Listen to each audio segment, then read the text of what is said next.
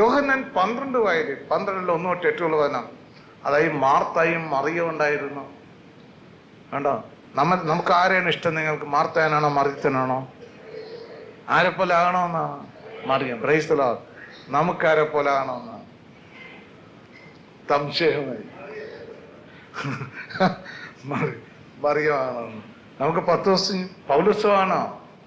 പൗലോസിന്റെ ജ്ഞാനത്തിൽ വരണം. റോമ 11 33 തൊട്ട് 35 വരെ വചനത്തില് ദൈവത്തിന്റെ അഗാധ ജ്ഞാനത്തില് കണ്ടോ? ഒരുത്തിന് ഓടി വന്നാൽ നമ്മൾ വേഗം സ്വീകരിക്കുക. ആത്മാവിൽ വേവിച്ചു നോക്കണം.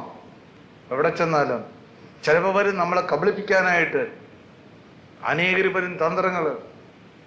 എല്ലാം നമ്മൾ അറിഞ്ഞിരിക്കണം. 2 കൊരിന്ത്യർ 2:10-11 അവന്റെ തന്ത്രങ്ങളെ പറ്റി നിങ്ങൾ പൂർണ്ണമായിട്ട് അറിഞ്ഞിരിക്കണം. അവന്റെ തന്ത്രങ്ങളെ തോൽപ്പിക്കുന്നതിന് നമുക്ക് വേണ്ടത് ക്ഷമയാണ്. ദീർഘക്ഷമ. അതാ ലൂക്ക 8:15 ദീർഘക്ഷമ. ഇതാണ് എബ്രായർ 10:35-36 ദീർഘക്ഷമ. അതുകൊണ്ടാണ് എബ്രായർ 6:12-15 പറയുന്നത്, നിങ്ങൾ ആത്മധൈര്യം നഷ്ടപ്പെടുത്തി കളയല്ലേ, ദീർഘക്ഷമയോടെ ഇരിക്കണം. കണ്ടോ? അപ്പൊ എത്ര നാള് പ്രാർത്ഥിക്കണം? നിങ്ങൾ എത്ര നാള് പ്രാർത്ഥിക്കുന്നുണ്ട്? ലൂക്ക 18 1 തൊട്ട് 14 വേണം. അതിൽ 18 നിരാശപ്പെടാതെ പ്രാർത്ഥിക്കണം. ഭാര്യ ഭർത്താവിന് വേണ്ടി എത്ര കൊല്ലം പ്രാർത്ഥിക്കണം? പ്രാർത്ഥിച്ചു തന്നെ ഇരിക്കണം. ഭർത്താവോ ഭാര്യയ്ക്ക് വേണ്ടി പ്രാർത്ഥിക്കണം. ദൈവത്തിന് അസാധ്യപ്പെട്ടൊന്നും പ്രാർത്ഥനയിൽ കൂടി എല്ലാം നടക്കും ശക്തിയായി. കണ്ടോ? അപ്പൊ വരുവേണ്ട റിസൾട്ട്. അത് അതുകൊണ്ടാണ് ദൈവത്തിന്റെ ഹിതം നിറവേറാൻ നാം പ്രാർത്ഥിച്ചാൽ മതി. ലൂക്ക സുവിശേഷം 22:42 ദൈവഹിതം നിറവേറട്ടെ. അതാണ് പ്രാർത്ഥന. അല്ലെങ്കിൽ എന്റെ ഇഷ്ടം നിറവേറണമെന്നല്ല, എനിക്ക് കോടതി അടിക്കണമെന്നും പറഞ്ഞാണോ പ്രാർത്ഥിക്കേണ്ടത്? എനിക്ക് വലിയ വേണം അതൊന്നുമല്ല പ്രാർത്ഥിക്കേണ്ടത്. ദൈവഹിതം നിറവേറട്ടെ. അല്ലെങ്കിൽ പ്രാർത്ഥന യാക്കോബ് 4:3-4 ആവും. എന്താ യാക്കോബ് 4:3-4?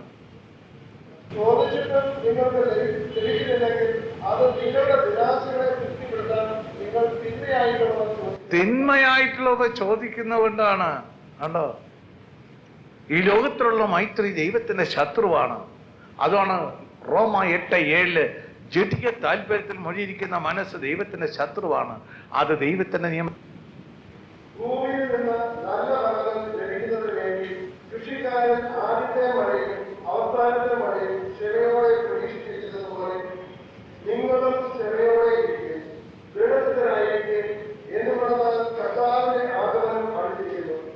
നിങ്ങൾ വിധിക്കപ്പെടാതിരിക്കാൻ എന്റെ സഹോദരി ഒരുവൻ മറ്റൊരുവന് വിരോധമായി കൊണ്ടുവരരുത്. ന്യായാധിപൻ ഇതാ വാദിക്കാൻ നിർത്തുന്നു. ഇനി വായിക്കും. ലൂക്ക 21:34-36 വചനത്തില് സുഖലോലുപത, മദ്യാസക്തി, ജീവിതവൈകൃത എന്നിവയാൽ നിങ്ങളുടെ മനസ്സ് ദുർബലമാവുകയും ആ ദിവസം ഒരു കെണി പോലെ പെട്ടെന്ന് നിങ്ങളുടെ മേൽ വന്നിരിക്കുകയും ചെയ്യാതിരിക്കാൻ ശ്രദ്ധിക്കുകയും. എന്നാൽ ഭൂമുഖത്ത് ജീവിക്കുന്ന എല്ലാവരുടെയും പേരിൽ അത് നിവർത്തിക്കും.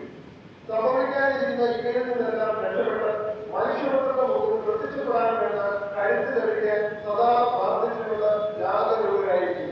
ഈ പ്രാർത്ഥിച്ചുകൊണ്ട് ഈ ഒന്നുകൂടി വായിച്ചെന്റെ ലൂക്ക 21:34 സുഖലോലുപത, മദ്യാസക്തി, ജീവിത വ്യഗ്രത ഇത് വന്ന പെട്ടെന്ന് മനസ്സ് ദുർബലമായി പോകും. ദുർബലം പിന്നെ പിടിച്ചു നിൽക്കാൻ പറ്റില്ല. കണ്ടോ? അപ്പൊ ഈശോ ഇല്ലെങ്കില ഇത് മൂന്നും. അതാണ് ലൂക്ക 8:14 പറഞ്ഞത്, ജീവിതക്ലേശം, സുഖഭോഗങ്ങള്, സമ്പത്ത്, ഇത് മൂന്നുമാണ് നമ്മളെ ഞെരുക്കിക്കളയുന്നത്. വചനം കേൾക്കുന്നതിലും ജീവിതക്ലേശങ്ങൾ, സമ്പത്ത്, സുഖഭോഗങ്ങൾ എന്നിവ വചനത്തെ ഞെരുക്കിക്കളയുന്നതുകൊണ്ട് ഫലം പ്രവർത്തിക്കാവുന്നതാണ്. ഇതുകൊണ്ടാണ് വിശുദ്ധ പത്രോസ് പറയുന്നത് 2 പത്രോസ് 3 14 മുതലുള്ള വചനങ്ങൾ 18 വചനത്തില് ആകയാൽ പ്രിയപ്പെട്ടവരെ, ഇവ പ്രതീക്ഷിച്ചുകൊണ്ട് കളങ്കവും കറയുമില്ലാതെ സമാധാനത്തിൽ കഴിയുന്നവരായി നിങ്ങൾ അവരെ കാണപ്പെടാൻ വേണ്ടി ഉത്സാഹിക്കുന്നു. ആ ഉത്സാഹമാണ്. ഇത് ഉത്സാഹിക്കുമ്പോഴാണ് മരണത്തെ ഭയമുണ്ടാവുമോ? ഉണ്ടാവുമോ? ഈ മരണത്തെ ഭയപ്പെടുന്നത് എന്തുകൊണ്ടാണ്? ഈ പാപത്തിന് കിടക്കുന്നതുകൊണ്ടാണ്. 1 യോഹന്നാൻ 3 1 തൊട്ട് 3 വനം ഒന്ന് വായിച്ച്. അല്ലയോ കണ്ടാലും എത്ര വലിയ സ്നേഹമാണെന്ന്. ദൈവസ്നേഹം അത് അളക്കാൻ കണ്ടാലും എത്ര വലിയ സ്നേഹമാണ് പിതാവ് നമ്മളോട് കാണിച്ചത്. അതുകൊണ്ടാണ് പിതാവ് തന്നെ ഇങ്ങോട്ട് വരുന്നത്. കണ്ടോ, പുത്രനിൽ കൂടി, റോമ 5:5 കൂടി തന്റെ ദൈവീയ സ്നേഹം ചൊരിയാൻ പരിശുദ്ധാരൂപയിൽ കൂടി. പിതാവ് തന്നെ വചനമാണ്. യോഹന്നാൻ 17 6, 8, 14 വാക്യത്തില് പിതാവ് തന്നെ വചനമാണ്. അതുകൊണ്ടാണ് ഈശോ പറയും ഞാനും പിതാവും ഒന്നാണെന്ന്. യോഹന്നാൻ 10:30. വ്യത്യാസമുണ്ടോ? ഇല്ല. നിങ്ങൾ എന്നെ ആരെ കണ്ടാൽ ആരെ കാണും? യോഹന്നാൻ 14 6 തൊട്ട് 10 വനം വയസ്സ്. നിങ്ങളാണ് ഈശോന്റെ കൂടെ നടക്കണമെന്ന് വിചാരിച്ചോ? കേട്ടോ, നമുക്ക് നടക്കാൻ സാധിക്കാമോ? ഇല്ലയോ? ഇല്ല. സാധിക്കും. സാധിക്കുമെന്ന് വെച്ചാൽ ഈശോയുടെ കൂടെയാണ് നമ്മൾ പോകേണ്ടത്. പിന്നെ വേറെ ആരുടെ കൂടെ പോകാനാണ്? പറ. ആ, ഞാനാണ് വഴിയും സത്യവും ജീവനും. ആരും പിതാവിനടുക്കെ ചെല്ലാൻ പറ്റുമോ? അതവിടെ നിർത്തിയിട്ട് യോഹന്നാൻ 8:19 പറ. നിങ്ങൾ എന്നെ അറിയുന്നില്ല, എന്റെ പിതാവിനെ അറിയുന്നില്ല. എന്നെ അറിഞ്ഞാൽ എന്റെ പിതാവായി ദൈവത്തെ അറിയും. കണ്ടോ, അതിനുമായത് നിങ്ങൾ എന്നെ അറിഞ്ഞിരുന്നുവെങ്കിൽ എന്റെ പിതാവിനെയും അറിയുമായിരുന്നു. ഇപ്പോൾ മുതൽ നിങ്ങൾ അവനെ അറിയുന്നു, നിങ്ങൾ അവനെ കാണുകയും ചെയ്തു. നിങ്ങളാണ് കൂടെ പോകുന്നത്. ഈശോന്റെ കൂടെ ആണെന്നിട്ട് പിതാവിനെ അറിഞ്ഞിട്ടില്ലെന്ന് ഈശോട് പറയുകയാണ്. പിന്നെ ഫിലിപ്പോസ് പറഞ്ഞു, കർത്താവേ, പിതാവിനെ ഞങ്ങൾക്ക് കാണിച്ചു തരിക. ഇത് തന്നെ നമ്മുടെ അവസ്ഥയും. ഈശോന്റെ കൂടെ നടന്നിട്ട് ചോദിക്കുകയാണ്, കർത്താവേ, പിതാവിനെ ഞങ്ങൾക്ക് കാണിച്ചു തരിക. ഈ 3 കൊല്ലം നടന്നാലും 4 കൊല്ലം നടന്നാലും ഈ അവസ്ഥയാണ്. കേട്ടോ, ഇതുകൊണ്ടാണ് 4 കൊല്ലം മിനിമം വേണം. ദാനിയേൽ 12:12. അതിക്ക് മുമ്പ് ആര് ചാടി വന്നാലും അവൻ വ്യാജനായിരിക്കും. Price the Lord. അതുകൊണ്ടാണ് ഇതെല്ലാം പറയുന്നത്. ഈശോ ലൂക്ക 13:6 തൊട്ട് 9 വനത്തിൽ ഒരു അത്തിവൃക്ഷം വെച്ചു, 3 വർഷം മുളമിട്ട് ഫലം കണ്ടില്ല. 1 വർഷം കൂടി. അത് കർത്താവിന്റെ കരുണയാണ്. കർത്താവിന്റെ ആ ഭയങ്കര കണ്ടോ കാരുണ്യം. അതാണ് ജ്ഞാനം. 15 1 കൊണ്ട് 3 വരെയുള്ള വനം. ദൈവത്തിന്റെ കാരുണ്യം പറഞ്ഞറിയിക്കാൻ പറ്റുമോ? ഇല്ല. വായിക്ക് ആ കാരുണ്യം എങ്ങനെയാണെന്ന്. അവിടുന്ന് ദയാലുവാണ്, വിശ്വസ്തനാണ്, പിന്നെ ക്ഷമാശീലനാണ്. അണ്ട് എല്ലാത്തിനെയും കൃപയോടെ പരിപാലിക്കുന്നു. ഞങ്ങൾ പാപികളാണെങ്കിലും അങ്ങയുടെ കണ്ടോ ശക്തി അറിയുന്നു. അമർത്യതയുടെ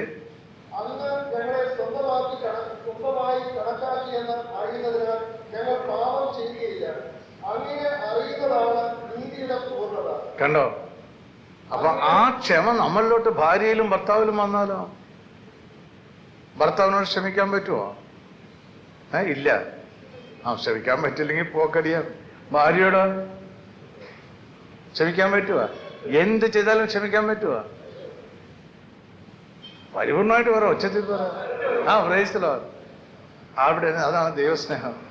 ഈ ക്ഷമ കണ്ടോ, അതാണ് ഈ പറയുന്നത്. മനസ്സിലായില്ലേ? മകനോട് ക്ഷമിക്കാൻ പറ്റുമോ? മക്കളോട് ക്ഷമിക്കാൻ പറ്റുമോ?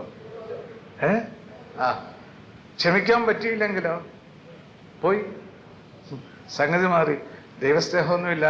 ആ കർത്താവിന്റെ ആ ദീർഘക്ഷമ കാണിക്കുകയാണത്. അതാണ് ജ്ഞാനത്തിൽ കൂടി പറയുന്നത്. ഇതാണ് സങ്കീർത്തനം 145 ആ 8ഉം 13ഉം വാക്യത്തിലും, സങ്കീർത്തനം 85:10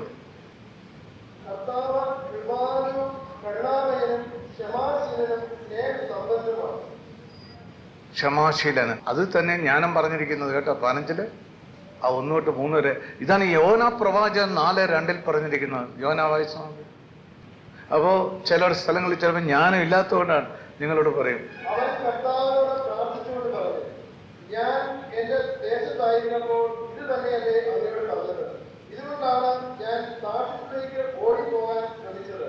അവിടുന്ന് ദയാലുവും കാരുണ്യവാനും ക്ഷമാശീലനും സ്നേഹനിധിയും ശിക്ഷിക്കുന്നത് വിമുഖനും ആണെന്ന് ഞാൻ അറിഞ്ഞിരിക്കുന്നു. അപ്പൊ ഇവിടെ 5 എണ്ണമാണ് പറയുന്നത്. കണ്ടോ, ദൈവത്തിൻ്റെ സ്നേഹമാണ്, ക്ഷമാശീലൻ. വേണ്ട, അതുകൊണ്ടാണ് ഹൃദയത്തിലാണ് എല്ലാം നമ്മൾ കൊടുക്കേണ്ടത്. ഈശോ നോക്കുന്നത് എവിടെയാണ്?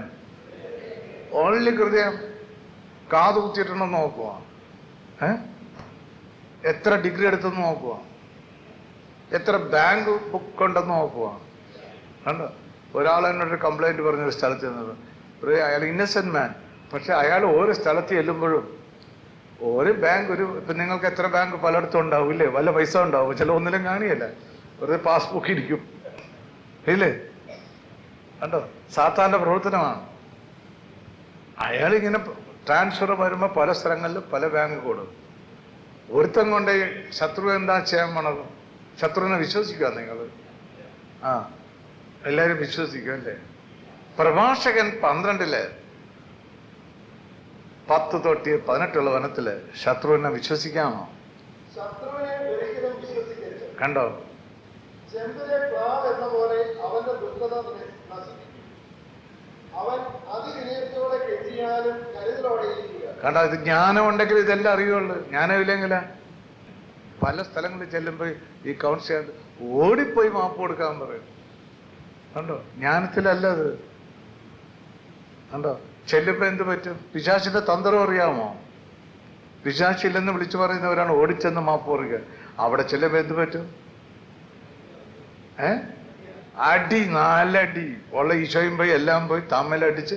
കണ്ടോ, എല്ലാം പോകും. ജ്ഞാനം ഉണ്ടെങ്കിൽ അതാണ് ലൂക്കാ 7:35 ജ്ഞാനം അതിൻ്റെ തക്ക സമയത്ത് പ്രയോഗിക്കണം. നിങ്ങൾ ജ്ഞാനത്തിൽ വന്നാൽ ഹൃദയത്തിലാണ് മാപ്പ് കൊടുക്കേണ്ടതെല്ലാം. കണ്ടോ, ഈശോയ്ക്ക് ആവശ്യം ഹൃദയമാണ്. കണ്ടോ, വേറെ ഒന്നും ആവശ്യമില്ല. അതുകൊണ്ട് ഹൃദയമാണ് കർത്താവിന് ആവശ്യം. 1 സാമുവേൽ 16:7 എന്നാൽ കർത്താവ് സാമുവേലിനോട് കൽപ്പിച്ചു, അവന്റെ ആകാരപടിയോ ഉയരമോ നോക്കേണ്ട, അവനെ ഞാൻ തിരസ്കരിച്ചതാണ്. മനുഷ്യൻ കാണുന്നതല്ല കർത്താവ് കാണുന്നത്. മനുഷ്യൻ കാണുന്നതല്ല കർത്താവ് കാണുന്നത്. ലൂക്കാ 16:15 മനുഷ്യന്റെ നല്ല കാര്യങ്ങൾ ദൈവത്തിന് നികൃഷ്ടമായിരിക്കും. കേട്ടോ, ഈശോ നോക്കുന്നത് നമ്മുടെ ഹൃദയമാണ്. ഈ ഹൃദയമാണ് ഏറ്റവും മുളച്ച വസ്തു. ജെറമ്യ 17:9 ഇതിനെ ശുദ്ധീകരിക്കുകയാണ് വചനമയച്ച്, തൻ്റെ വചനം, ഈശോന്റെ ഓരോ വചനവും. അപ്പൊ ഈശോന്റെ വചനം കേൾക്കാനായിട്ട് ഇരുന്നവരൊക്കെ നല്ലവരാണോ? പാപം ചെയ്ത് കൂട്ടിയവരാണ് എല്ലാം വന്നിരുന്ന് കേട്ടത്.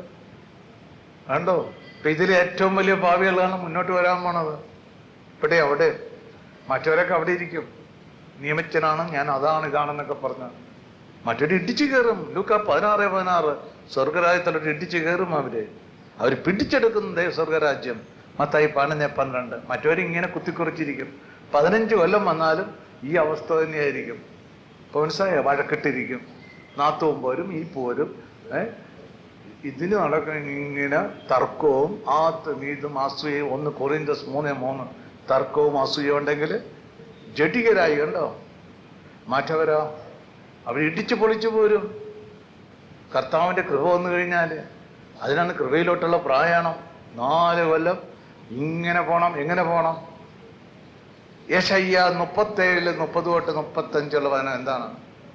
അതാണ് 2 രാജാക്കന്മാർ 19:29-34 വചനത്തില് ആദ്യത്തെ വർഷം കിട്ടുന്നത് ഭക്ഷിക്കുക. ഇത് നിങ്ങൾക്ക് അടയാളമായിരിക്കും. ഈ വർഷം സ്വയം വളരുന്നത് ഭക്ഷിക്കുക. 2-ാം വർഷവും അങ്ങനെ തന്നെ ചെയ്യുക. 3-ാം വർഷം വിത്ത് വിതയ്ക്കുകയും കൊയ്യുകയും മുന്തിരിത്തോട്ടം നട്ടുപിടിപ്പിക്കുകയും അവയുടെ ഫലം ആസ്വദിക്കുകയും ചെയ്യുക. കണ്ടോ, മുന്തിരിത്തോട്ടം നട്ടുപിടിപ്പിച്ചിട്ട് അതിന്റെ ഫലം എന്ത് ആത്മാവിൽ എന്ത് സന്തോഷമാണ്, രസമാണ്. എത്ര പേരെ രക്ഷിക്കുമ്പോ തൂങ്ങിച്ചാകാൻ പോണവനെയൊക്കെ പിടിച്ച് കർത്താവിൽ കൊണ്ടുവരുമ്പോ, ഒതളങ്കം തിരണനെ ഒതളങ്കം വെപ്പിച്ച് കർത്താവിൽ കൊണ്ടുവരുമ്പോ ഇല്ലേ? ചാരിത്തുമ്പ തൂങ്ങി താഴെ വീണനൊക്കെ രക്ഷിക്കണം ഇല്ലേ? കർത്താവിന്റെ വചനമയച്ച് സംഗീതം 107:20 വചനമയച്ച് രക്ഷിക്കാം.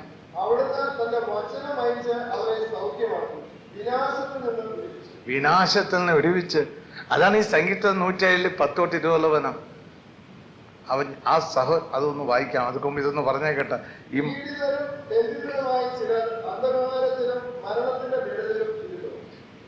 എന്നാൽ അവർ ദൈവത്തിന്റെ വാക്കുകൾ ധിക്കരിച്ചു, അത്യുന്നതന്റെ ഉപദേശം നിരസിച്ചു. അടിമ വേല കൊണ്ട് അവരുടെ മനം വീണു. അവർ വീണു, സഹായിക്കാൻ ആരും ഈ അവസ്ഥയിലോട്ടാണ് വന്നുകൊണ്ടിരിക്കുന്നത്. സഹായിക്കാൻ ആരുമില്ല. നിലവിളിച്ചപേക്ഷിച്ചു കർത്താവിനോട്. വേറെ ആരോട് അപേക്ഷിക്കും? വേറെ ആരെ വിളിക്കും? ആര് വിളിച്ചാൽ ഉത്തരം കിട്ടും? പറ. വേറെ ആരുടെ പോവും? കണ്ടോ? കപടന്റെ അടുക്കെ പോയാലോ അവൻ നിങ്ങളെ വഞ്ചിക്കും. ഇല്ലേ? കണ്ടോ? പിന്നെ ഒരൊറ്റ ഈശോയെ എന്ന് വിളിക്കുക. ആക്ട് 2:21 റോമ 10:13 ഒരൊറ്റ നാമമുള്ള ആക്ട് 4:12 യേശുവിന്റെ ഒരൊറ്റ നാമം.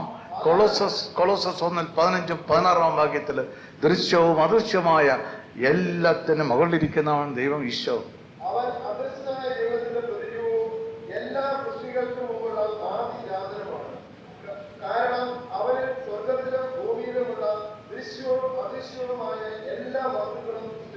അപ്പൊ പിശാചം വന്നത് ദൈവത്തിൽ കൂടി തന്നെയാണ് സൃഷ്ടിക്കപ്പെട്ടത്. കണ്ടോ? ആ